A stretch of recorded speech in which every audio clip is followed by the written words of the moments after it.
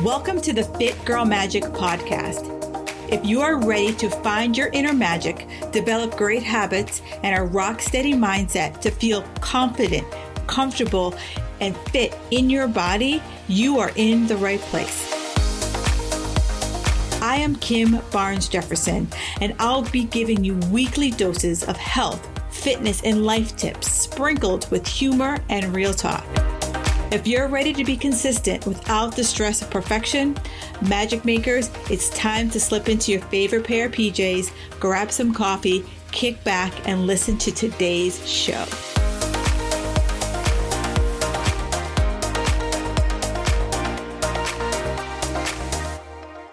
This week's podcast is going to be a little different. What I did is I asked 5 fitness professionals a question. And the question was, what advice would you have given yourself or a future person who is just starting to work out? And I asked this question because I feel like I know myself that I lose my origin story. I lose what it took for me to get from where I was to where I am now. And I think that is the piece that so many of us, the gap that so many of us are looking to fill. And I know that, this is the time of year that many of us start to get that feeling that I need to do something different. I need to up my workouts or up my food or whatever your resolution happens to be, or the vow that you plan to make for the next year. And I thought this would be a perfect way to end this year, is creating a roundup and just hearing the different pieces of advice from other fitness professionals. And a lot of it is just a lot of things that I wish I wish I would have heard that too. That would have been so, or actually, I think in my head, I say that would have been so great for me to hear it. But sometimes you have to be at the right place to hear it. There is a saying in the spiritual world, when you are ready, the master will appear. And I think about for probably 15 years, I have helped run a fitness camp. And I have heard the woman who runs the camp, I've heard her say the same things over and over and over again. But every year, I hear them differently. Every year, I'm in a different place. Every year, I'm ready to accept something different. My mindset is at a different level. My tolerance is at a different level. So when you're listening to this, I want you to start thinking about, what are some of the things that you might tell somebody, or what are the things maybe you couldn't have heard a few years ago, a few months ago. I'd love to hear those. Do me a favor. Screenshot this and tag me in your story or shoot me an email, but I would love to hear that. And, I'm always trying to find new ways to reach people, new ways to help folks, get to where they want to be and without the struggle. So without further ado, here is this week's episode. All right, first of all, our first speaker is Kim Ingleby. She's from the UK, and I just listen to her speak all day long. I'm a accent junkie. How about you?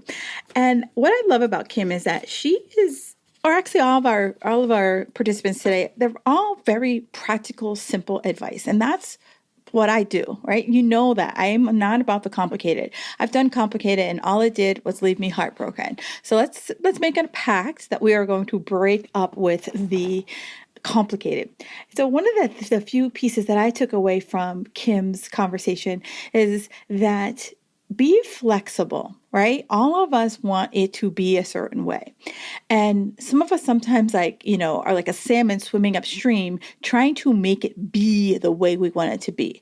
And with Kim, she works with a lot of long endurance racers. These are people who are doing ultra marathons, triathlons, all of these. And, she's like, be flexible in your approach.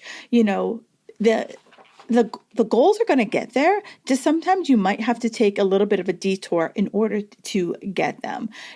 She is all about, how do you make this more about the healing and the transformation than about the brute force? And so have a listen and let me know what is your takeaway from Kim's advice. Hey team, my name is Kim Ingleby. I am a coach in the UK.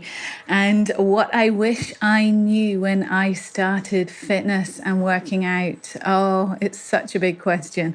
But my first instinct is everyone is different. What works for you is going to be different to your best friend, to your family member, to somebody in the gym. And also, what works for you now may be different in a year's time, in 5 years' time, in 10 years' time.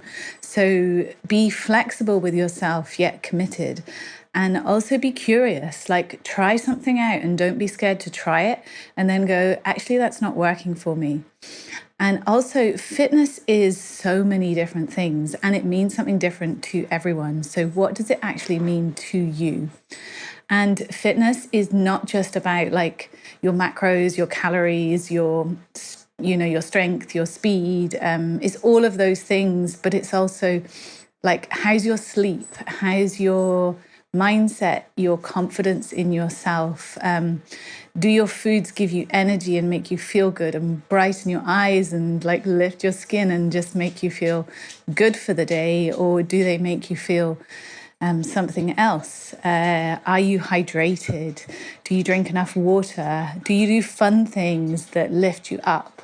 Do you know how to manage your stress? Because times will be challenging as well as times will be good. And when times are good, do you know how to celebrate it? Fitness is so many different things. And as a beginner, like, welcome to the journey and embrace it and get some support around you. Don't be scared to ask for help, but also don't be scared to commit to yourself because you are your own wisdom. So keep a little journal, notice what works, notice what doesn't, and enjoy the journey. You've got this. Next up is Tina, and she dropped some juiciness.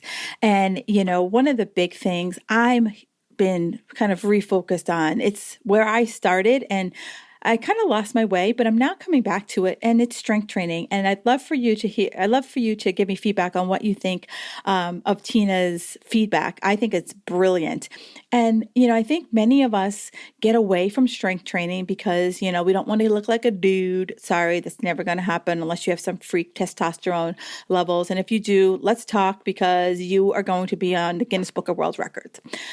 But for many women, strength training is how you're going to change your body composition.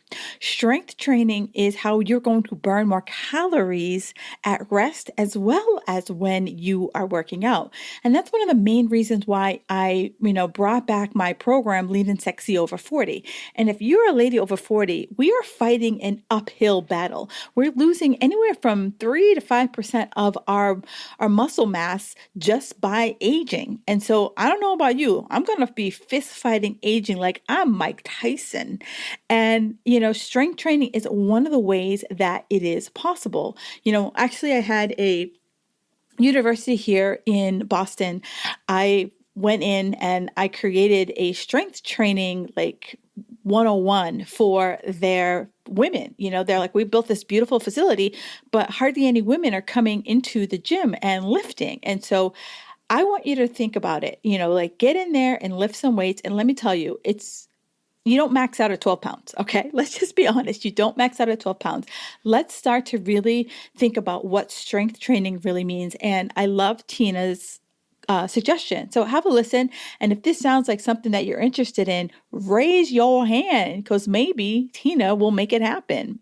When I first started working out, I wish there was more than one thing someone told me. When I first started working out, I had no idea what I was doing. I knew I should go to the gym, but I had no idea what to do. So what I wish was that there had been a primer for, let's say, even for women, whether it be in school or somewhere, where I was taught how to squat properly, how to press, how to pull like rows or pull-ups, how to properly do core exercises, like even something as basic as a plank. I wish I had learned the basics, and then I would have felt equipped to advance from that. And it's Tina Tang. I absolutely am in love with Sarai's first statement that came out of her mouth. And, I know many of us have fallen into this bucket of extremism. We've fallen into this bucket of, if I can just like white knuckle my way through this and white knuckle my way through my life, then I'm just going to be able to keep my goal. And at some point, your grip lets go, your willpower goes away and your drive goes away. And you're just like, I can't. And I love how she describes it. Is that how you get your goal is how you keep your goal. And think about it, right? One of the things that I've always try to drill into my clients and hopefully drill into you as a podcast listener is you got to work your reps, right? It has to be realistic. You have to be excited about it. There has to be a plan in your life for the season that you're in, and it has to be sustainable, right? How can you see yourself doing this 3 months, 3 years, hell, 30 years from now? But have a listen to what Sarai has to say. And I love hearing what you have to say. So do me a favor, screenshot this and tag someone who might need to hear Sarai's message. When I think about the question of what advice I would have liked to receive when I first started working out, I think about what would 15-year-old me actually have been open to receiving. Probably not conversations about body acceptance and just focusing on what your body can do. But what I think I would have heard is the advice that how you get to your goal is how you're going to keep your goal. I spent a lot of time doing extreme diets and exercise programs that would last 2 or 3 weeks. And I was on this constant loop of going yo-yoing back and forth between programs. And had I known that I needed to find a way that was sustainable and that I wasn't going to be miserable on so that I could keep going for an indefinite amount of time, that was actually going to be the quickest way to get to my goal, man, that would have saved so much heartache, so much hassle. And so I wish that someone had told me that. And then I think that would have led off into other areas because when you're treating yourself kindly and finding things that you can do that you enjoy, I think that the body acceptance and all of that starts to come along with it. All right, next up we have Kasey Jo Orvidas, and I really can identify with what Kasey is saying big time.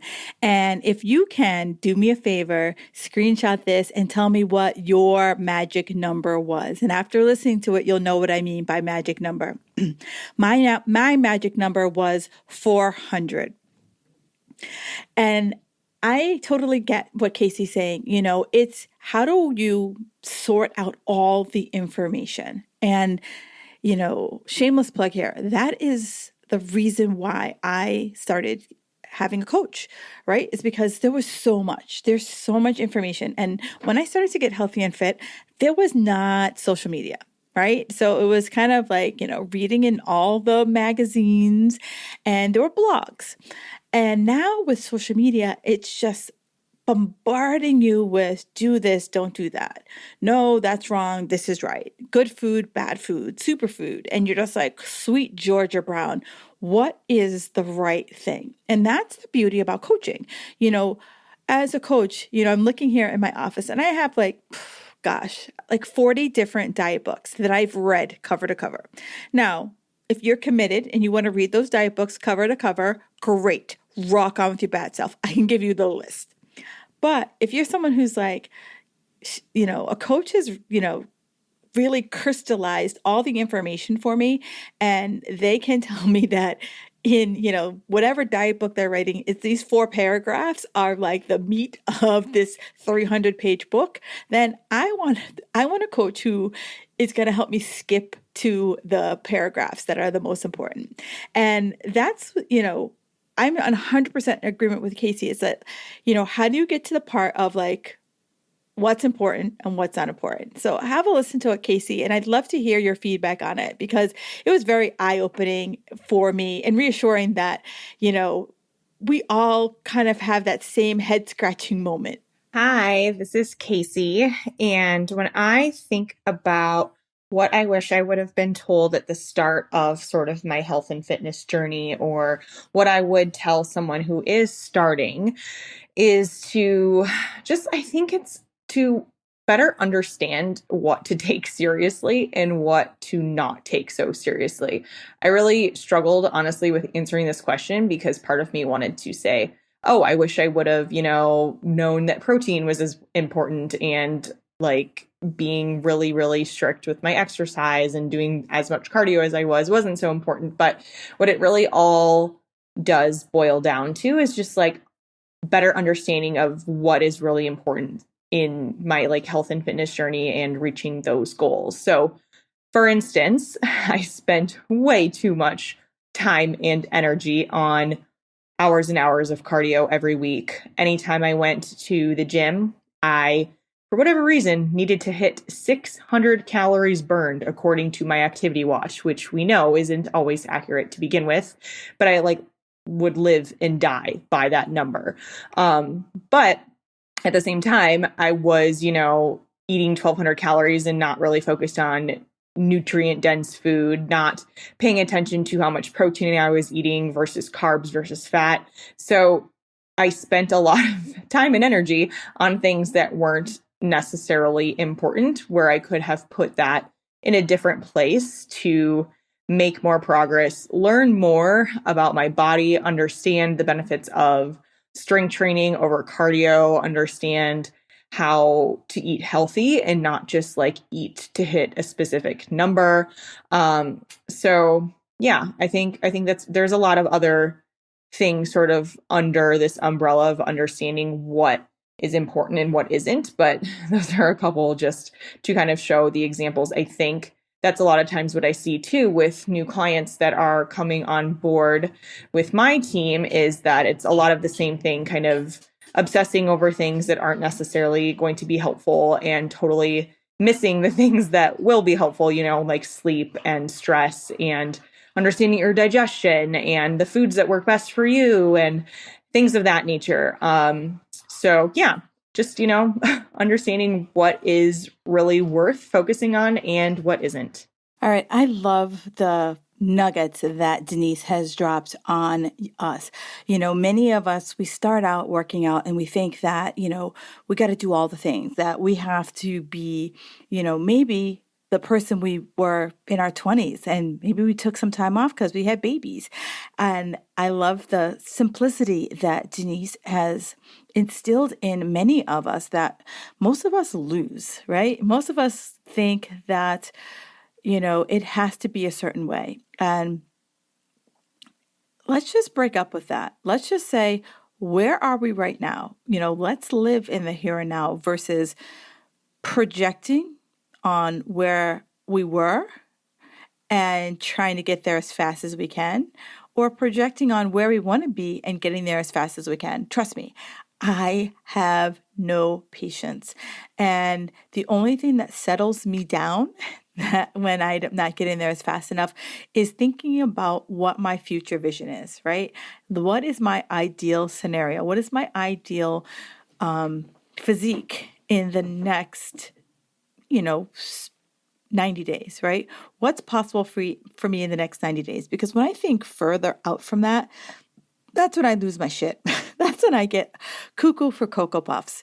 And I want that to not be you. Like, I want you to be able to really live in the moment and not be so caught up in all the things that you aren't doing. So have a listen to Denise, and like all the fitness pros, I'd love to hear what you have to say. What are your takeaways from her? What's the advice I'd give someone just starting out to exercising? Remember, it all takes time. It's about being consistent. It's not about all or nothing. Pain does not equal progress, although you will be sore the first few weeks. It gets easier and easier the longer you keep at it. Pick a day, pick a time, and just get started. Also, focus on progress, not perfection. Think the long game, and your workouts do not have to be a half hour. And finally, stay off the treadmills, get in the weight room, lift some heavy stuff, make sure it's heavier than your purse. You got this, girl. So there you have it, right? This is the perfect time of year to really start to take a look at your goals. And, what I share with my clients is 2 frameworks. The first is whatever you choose. I don't care what diet protocol you plan to use. The first question you have to ask yourself, is it realistic? Are you excited about it? Can this work in your life? And is it sustainable, right? Is it not about the hardcore, right? Multiple of the fitness pros talked about how, going for that hardcore, that unsustainable approach never works in the long term. So, I call that your reps formula. And the reps formula can work for pretty much everything in your life, right? So if it's not realistic, you can't see yourself doing this, you're not excited, you can't make a plan for it in your life. And for the love of God, if it's not sustainable, you ain't going to stick with it, right? I believe it was Sarai that said, that the way you get your goal is the way you keep your goal. And so a way of getting your goal means you are fist fighting to keep it, then that's not going to be a fun life. And I don't know about you, but this year taught me one thing. I need to have more fun in my life, right? And then the last piece that I work with my clients through, I call it my 5 C's, right? So once you are clear about what it is that you want, crystal clear, like everybody on the street knows exactly what you're doing. You connect to it. I call this your why, right? It's like, why are you doing this? And it could be for vain reasons. It could be because you want to fit into a pair of pants, right? Make that pair of pants that you've worn in the last 5 years, right? Don't be like, I want to fit into my high school jeans. I'm sorry, sister. That ship has sailed. Right? Then we need to get creative, because us ladies over 40, we always seem to go back to the same pool, right? We go to the same pool and we're going to pull from the same pool. This worked for the last 20 years. It's going to work for the next 20 years. I'm sorry, it's not, right? We need to break up with maybe the food rules that we've had for the last 15 years, because I know I did, and start to try to do different things. We have to have the courage to keep going when it's not working as fast as it used to, as fast as we wanted to, as fast as it happened for your girlfriend. We have to have the courage to keep going, to say to yourself, you know what, this is my choice. I want it to be sustainable. And even if I am not losing a pound every day, if I'm not losing a pound every minute, then I still am going. I'm giving myself 30 days to just get shit done. And lastly, consistency. Right? It goes hand in hand with sustainability. If I can't do this on a consistent basis, then I'm never going to get my goals. And I don't mean to be a negative Nancy. I'm true, right? I can't help but being truthful. Consistency is the key to everything, my friends, right? You have to have great habits that lead to great routines. Those routines lead to consistency, and consistency lead to results. All right, so I'm off my soapbox, and if this resonates with you at all, I plan to do more of them. Do me a favor and let me know, what questions would you want to know the answer to? And that will really help me find the right people to answer the questions for you. So enjoy the rest of your day, and thanks for listening. Thank you for listening to the Fit Girl Magic podcast. If you've made it this far, yay. I'm thinking you enjoyed the show. Let's continue the conversation on Instagram. You can find me at Kim Jefferson Coach. In order for me to keep sharing this message, do me a favor and leave me a 5-star review on iTunes. While you're there, don't forget to subscribe so that you won't miss an episode. New episodes are available every Wednesday. The Fit Girl Magic podcast is intended to provide you with tips, tools, and strategies that will help you make better decisions about your health. I really appreciate your feedback and your support. Thank you so much.